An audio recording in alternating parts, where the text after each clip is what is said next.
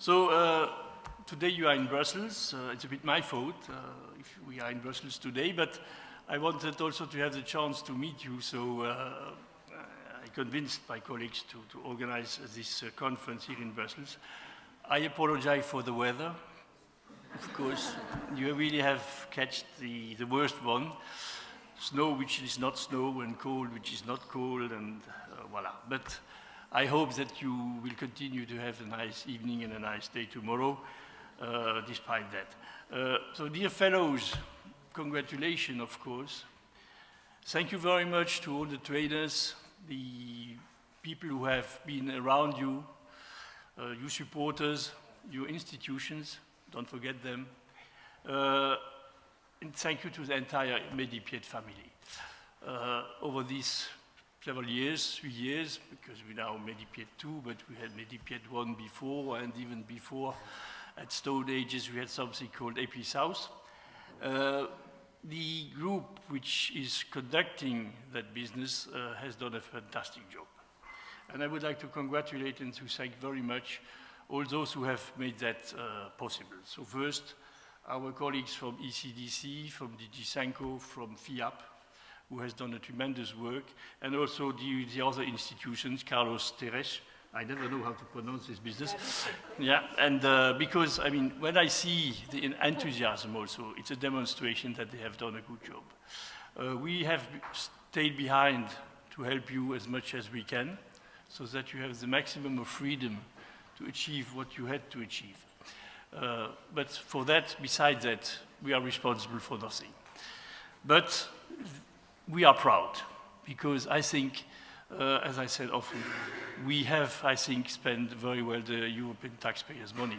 We have invested in the future, and the future is you.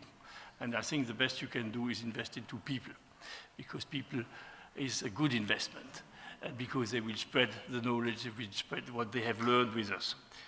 I would like to here also to thank one of my colleagues who had to leave us, unfortunately, over the years, Simonetta Riva, who was going with you over the years. She's now living in Italy, working in Italy. She sends you her best wishes, best regards, and her own congratulations.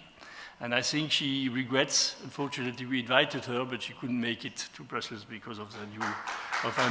So thank you very much.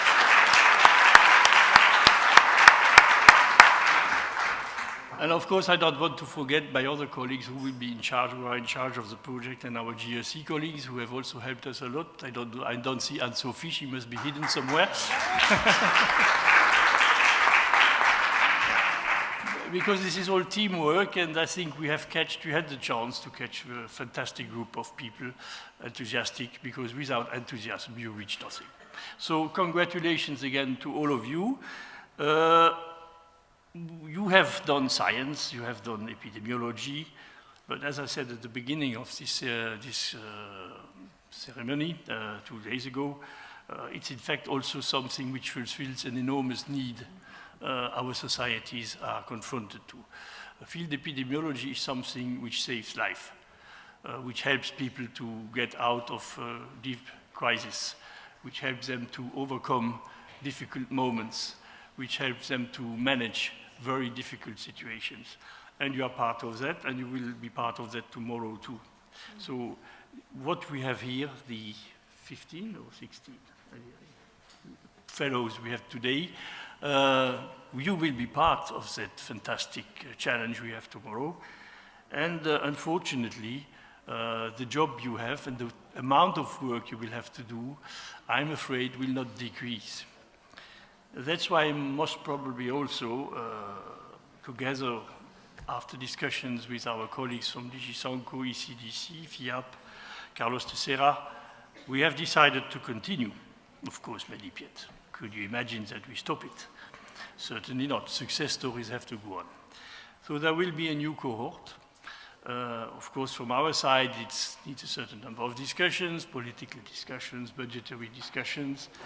But from what I have heard so far, I'm rather optimistic.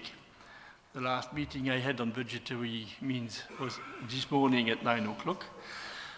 Tomorrow, I think I will have good news for our group about the future of Medipiet. And we are constructing and we are building the structure to make Medipiet a very long-term project. So that you have not only cohort number 3, 4, 5, maybe cohort number N.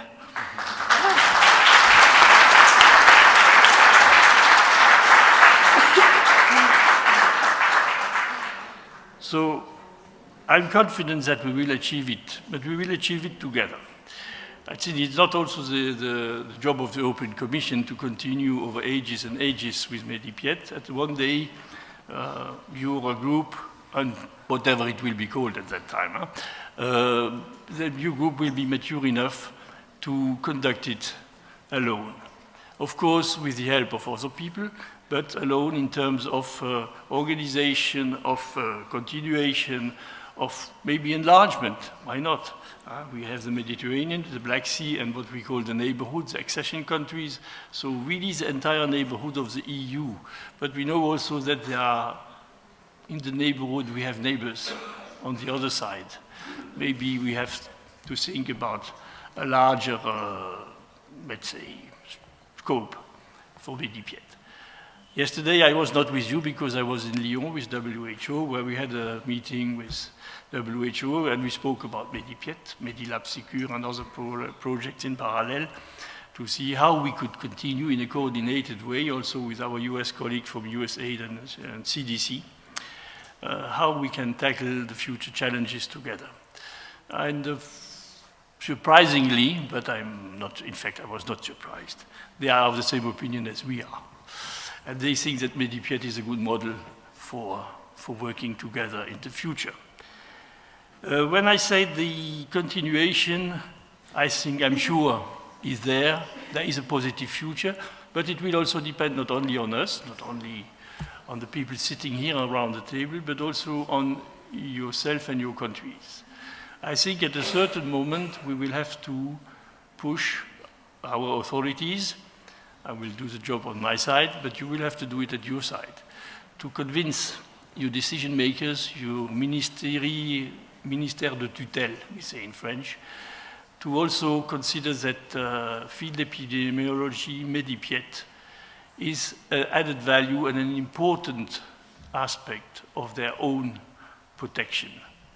And that they give you mandate in your institutions to continue to conduct for the country the Medipiet story, so that you are endorsed by your authorities to do the job. And I think this is something you will have to work on. We will help you to do that. This is a little bit of communication or propaganda, you call it whatever you want, to convince them to engage officially. And this is part a little bit, doesn't cost a lot of money, need a signature here and there, or maybe a decision. But I think this is a step we will have to do together over the next period to be sure that it is, Medipiet becomes embedded into the policy of your countries. Because this will mean that the countries recognize that it is important to work with the neighbors. Alone it's difficult, together it's more easy and more efficient. As I said, often the weakest link will set the standard. So we should not have weak links in our neighborhood. We should be all equal at the same level. But at a certain moment, I think they have to recognize that the job we have done, and I mean, when I look at you, it's not difficult to accept it, that this investment is really worthwhile for the strategy of these countries. Of course, the EU, as I said, will stay behind you, we stay behind your authorities to help whenever it is necessary, at political level, but also maybe at financial level, to continue. I must be frank, DEFCO will continue to support the next step of Medipiet, but we are already also discussing with colleagues more in charge of the neighborhood to take over, because they are in charge of the geographic interventions. By the way, they are much more rich than we are, so that's why we try to give them Medipiet over. They have more money, so, and they have more the duty to invest in the sustainability of the neighborhood. So we are in discussion with them already since several months now, since nearly the month of May, And I must say, so far, the exchanges are very positive. Of course, they are waiting now that we deliver them a Medipiet, which is fully structured, which is where we have these next steps. And one of the steps I just mentioned is the ownership of Medipiet by the partner countries. Another one is to think about one day a legal structure for Medipiet, so that you can also engage in other activities than just the trainings of fellows, but also maybe use Medipiet as a tool to participate in the, what we call nowadays, Horizon 2020, in the research of the European Union, that you can mount projects, you can set up projects with Medipiet, so that you can open and widen the scope. But for that you will have to have a legal basis to do that, so that you can directly receive budgets from the Union and from others most probably also. We are discussing other ways, of course, of also attracting alternative fundings and DEFCO. But again, I think the success of Medipiet has to be taken into a more general view. Medipiet is field epidemiology. There are also other needs. I mentioned Medilab Secure, another project we have with WHO, with IHR, ports of entry, and so on and so forth, which are all projects which have to be conducted together and have to be continued. And I would like Medipiet to interact more with these parallel projects, which in the past were under one umbrella, which was called EpiSouth, and have been split for, I don't know which reason, but they have been split, and I think their future is to come back a little bit together, that the cooperation is better. And I know also that other partners are very much interested in this group of projects you have in fact started, not me. So these are my words. So you can go home, relaxed. Medipiet continues. The funding is assured already for at least 1.5 years more. As I said this morning, we have revised our figures. And the taking over by our colleagues will then take place. In the same way as you do, but with the evolutions which are necessary, so that Medipiet also is not an ended project, but something which is adapting to the challenges of the future. So my best wishes and my congratulations, and thank you very much for all what you have done for us. Thank you.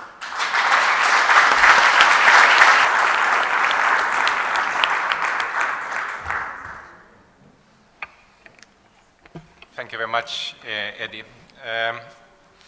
I'm sitting here not only by myself.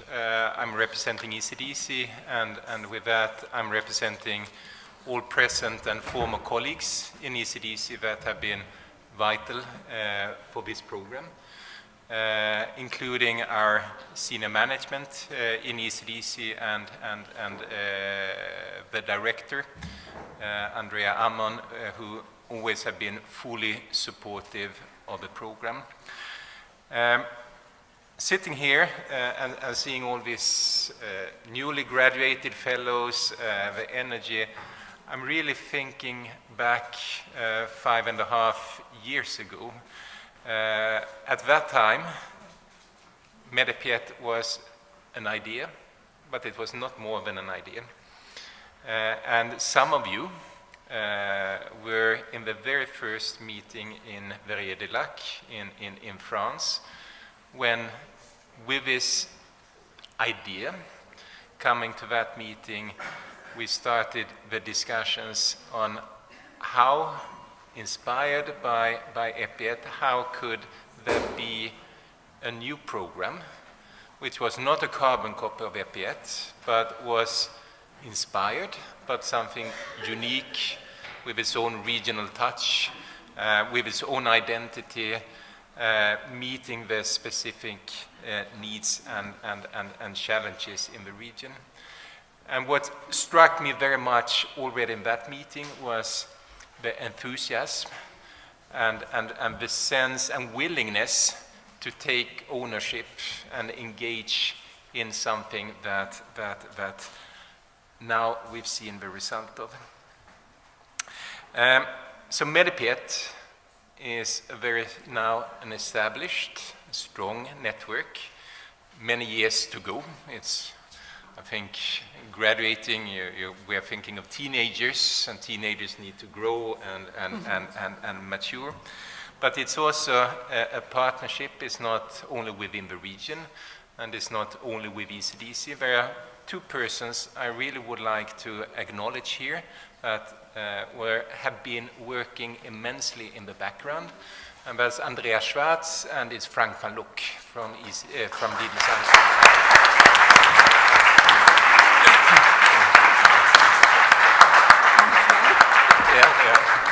and Frank. So I think that the backdoor work of Andrea and Frank has not always been very visible, but I could tell you that this has been absolutely vital, because if not that, I don't think we would have had a Medipet now. But it's also many others, colleagues in ECDC, and all of you in the network, fellows, facilitators, others. So I think this is a hugely successful example where we see the added value of working together across borders, working across discipline, ages, cultures, languages, etc. And I think that this is even more impressive given that the regional challenges. Because then 5-6 years ago, we were also saying with all the challenges in this region, political challenges, demographic challenges, disease challenges, resource challenges, etc. Would it really be possible to build something? And I think you have now proven that the doubts we had were unfounded. During this phase, we had one more challenge, and it was introducing 4 more Black Sea countries in what has already taken shape. And we have the same there, how will this work? Because it's 4 new countries with different backgrounds, etc. And we have already started with the core of countries, and we were setting up, this will take some time. But again, I mean, with the goodwill, with the enthusiasm, with the professionalism, that went much quicker and much smoother than we anticipated. So I think we should now be very, very proud, and you should be very proud, and we should be looking at the future. And it will be future over time, because as you said, Eddie, there will be more fellows and more fellows. And maybe we should, like we did in ECDC, not be longer talking about the 2nd or 3rd or 4th cohort, because sometimes we lose track. So the next cohort would be the 2018 cohorts, and then there will be more cohorts. And then sometimes, maybe in 20 years, we could think back and how many cohorts has it been?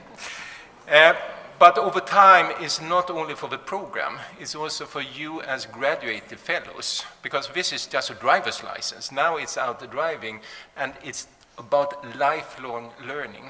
In ECDC, we are talking about continuous professional development. So it's not that anymore that one have a diploma, a sign, and now we know everything. So it's fighting every day to increase the knowledge, and not only your own knowledge, by having discussions, the whole institutes where you are embedded. But it's also a future over the borders, and not only over the borders within the Medipet region, but also over the borders between the Medipet countries and the EU countries. And to me, I take it as a personal challenge now to engage in a discussion with the TCF and others. How could we get the EU countries and your countries closer together, and not least now during the continuation? And I see a lot of opportunities, but these are opportunities that we would need to discuss together. And the third future is the vertical future. And one of the building blocks that was introduced with Medipet that we did not have in EPIET and UFM before, and you have been an inspiration, is the cascading. And in order to get the most out of this investment, cascading is so important. And this is, I mean, a main task of graduated fellows, supervisors, etc., to make sure that all the training material, all the experience, all the knowledge is really getting into the country. And that's a huge task, and especially for some of the countries in the region that are very big. So challenges for the futures, but challenges are there to be met. So I'm glad, I'm proud of having been part of this, and I'm really looking forward to years to come. Thank you.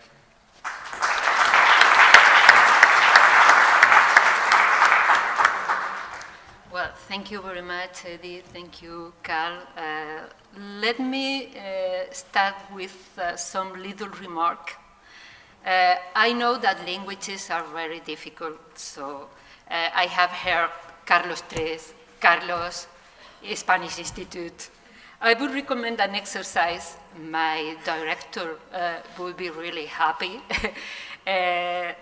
We are called Instituto de Salud Carlos III, I mean Instituto Health Carlos III. So on behalf of my director, I would recommend you this exercise. So you repeat Instituto Health Carlos III till having dinner. That would be a good exercise. It's a joke. Well, I'm really especially proud and happy this year because, well, this annual scientific conference, since it seems that Medipiet Network has long-term vision and goals of consolidation. We have selected this year 130 abstract, which is no bad, 130 abstract from 180 presented abstract. So it's a really high amount of participation of abstract presented and abstract selected.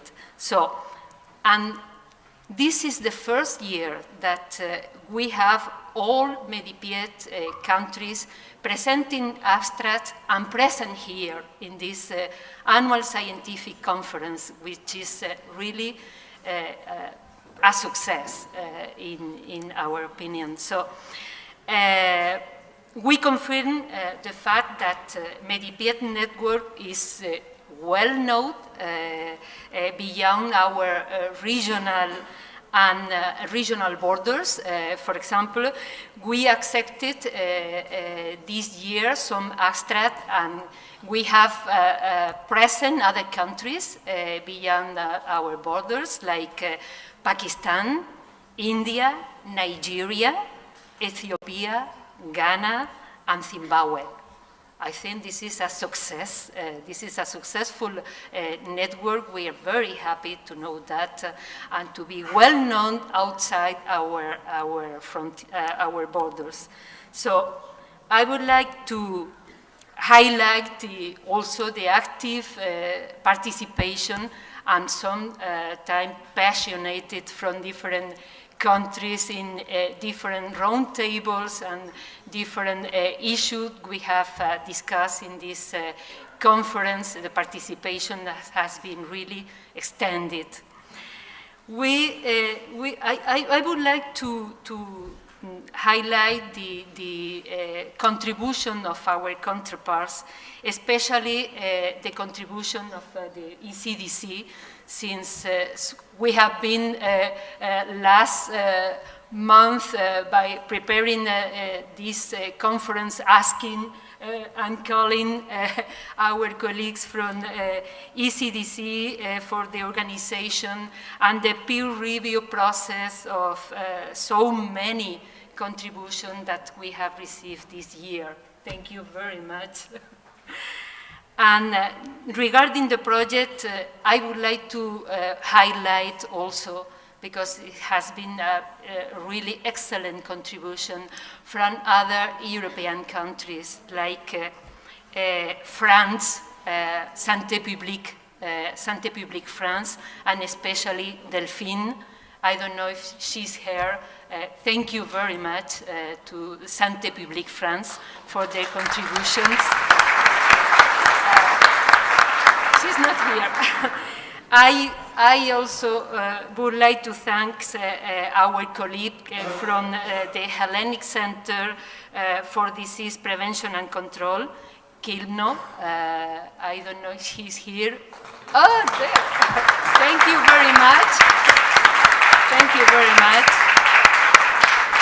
Also, our colleagues from Portugal, Paula Vasconcelos, for her contributions.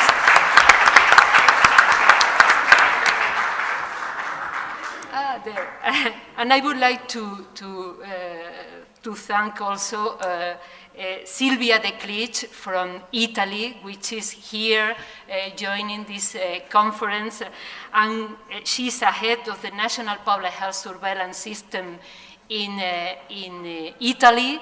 And she will be closer to the Medipiep program, since we have foreseen a link between the Medilab Secure and the Medipiet network. So thank you to Italy and her contribution to this network. Hello, Delphine, friends. Well, I would like to, anyway, it has been already mentioned, but I would like also to express our gratitude as Carlos III to DG Santé, Fran Van Luck and Andrea Schwartz for supporting always this program and for believing this, in the future of this program, and for supporting always from her part this program. Thank you very much.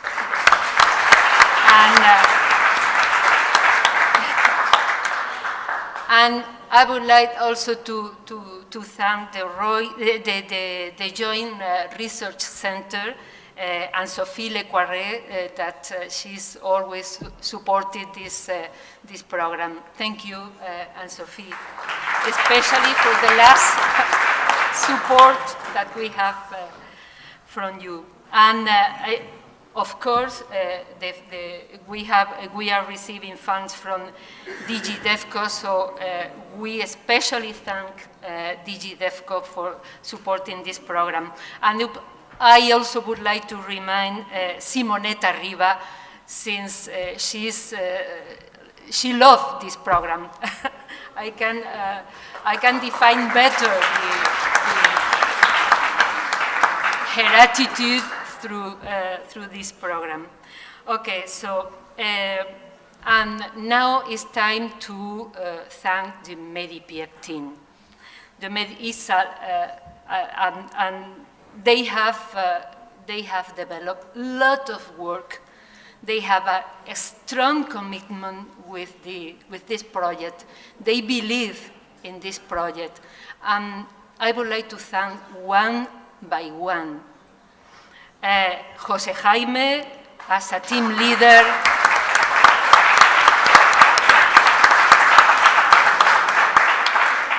Enrique, project officer,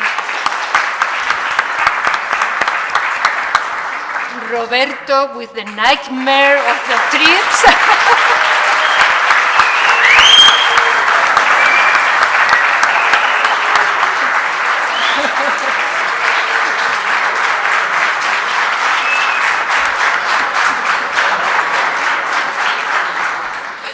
Teresa, our communication officer.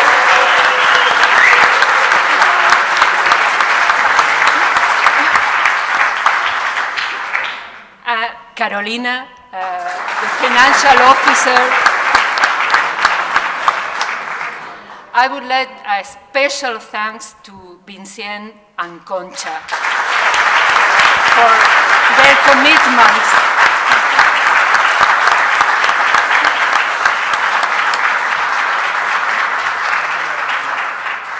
And of course, the three scientific coordinators, Adela,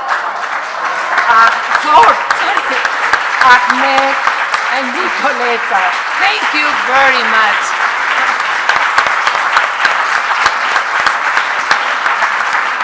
And I would like a special remind to Mariví Martínez Aragon, which is not here, but she's not feeling well, but I would like to remind her because she has been the main supporter of this program from Instituto Carlos III. So, and finally, I would like to thank the photographers, Mark and Ivo. They have done a very good work. We seem to be very young and nice girls and boys. Thank you very much for this hard work.